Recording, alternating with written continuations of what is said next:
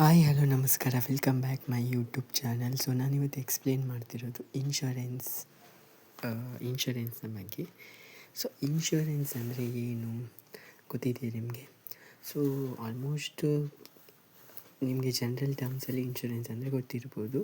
ಇನ್ education ಟರ್ಮ್ಸಲ್ಲಿ insurance correct meaning ಏನಂತ ಹೇಳಿದರೆ ನಾನು ಅದನ್ನು ಎಕ್ಸ್ಪ್ಲೇನ್ ಮಾಡ್ತೇನೆ ಈ ಕ್ಲಾಸಲ್ಲಿ.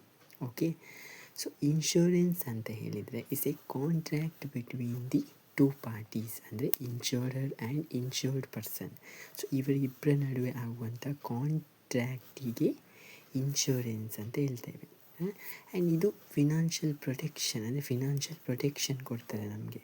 ಸೊ ಇದು ಫಿನಾನ್ಷಿಯಲ್ ಪ್ರೊಟೆಕ್ಷನ್ ಕೊಡ್ತಾರೆ. ಏನಾದರೂ ಟ್ರೇಸ್ ಅಥವಾ ಏನಾದರೂ ಡ್ಯಾಮೇಜಸ್ ಅಥವಾ ಏನಾದರೂ ಮುಂದೆ ಅಪಾಯ ಆಗೋದ್ರಿಂದ ನಮಗೆ ಫಿನಾನ್ಷಿಯಲ್ ಪ್ರೊಟೆಕ್ಷನನ್ನು ಕೊಡ್ತದೆ ಇನ್ಶೂರೆನ್ಸ್.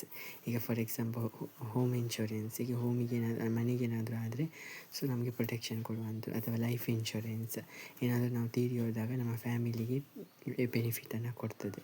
ಸೊ ಅದೇ ರೀತಿ ಬೇರೆ ಬೇರೆ ಟೈಪ್ಸಲ್ಲಿ ಬೇರೆ ಬೇರೆ ರೀತಿಯ ಇನ್ಶೂರೆನ್ಸ್ಗಳು ಇರ್ತದೆ. ಓಕೆ, ಸೊ ಅಂದರೆ ಬೇರೆ ಬೇರೆ ಟೈಪಲ್ಲಿ ಬೇರೆ ಬೇರೆ ರೀತಿಯ ಇನ್ಶೂರೆನ್ಸ್ಗಳು ಬರ್ತದೆ. ಸೊ ನೋಡುವ. ಸೊ ಇನ್ಶೂರೆನ್ಸಲ್ಲಿ ಮೇಯ್ನಾಗಿ ಟೂ ಪಾರ್ಟೀಸ್ ಬರ್ತದೆ, ಎರಡು ಪಾರ್ಟಿ ಬರ್ತದೆ. ಯಾವುದೆಲ್ಲ ಅಂತೇಳಿದರೆ ಇನ್ಶೂರರ್ ಮತ್ತು ಇನ್ಶೂರ್ಡ್ ಪರ್ಸನ್.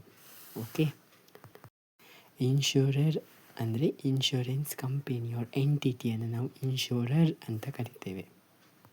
ಇನ್ಶೂರ್ಡ್ ಅಂತ ಹೇಳಿದರೆ ಇನ್ಶೂರೆನ್ಸ್ ಯಾರು ಬೈ ಮಾಡ್ತಾರೆ ಅವರನ್ನು ನಾವು ಇನ್ಶೂರ್ಡ್ ಪರ್ಸನ್ ಅಂತ ಕರಿತೇವೆ. ಸೊ ಇದೇ ಥರದ ಟಾಪಿಕ್ಕಿಗೋಸ್ಕರ ಪ್ಲೀಸ್ ಚಾನಲ್ ಲೈಕ್ ಮಾಡಿ ಸಬ್ಸ್ಕ್ರೈಬ್ ಮಾಡಿ ಆ್ಯಂಡ್ ಸಪೋರ್ಟ್ ಮಾಡಿ.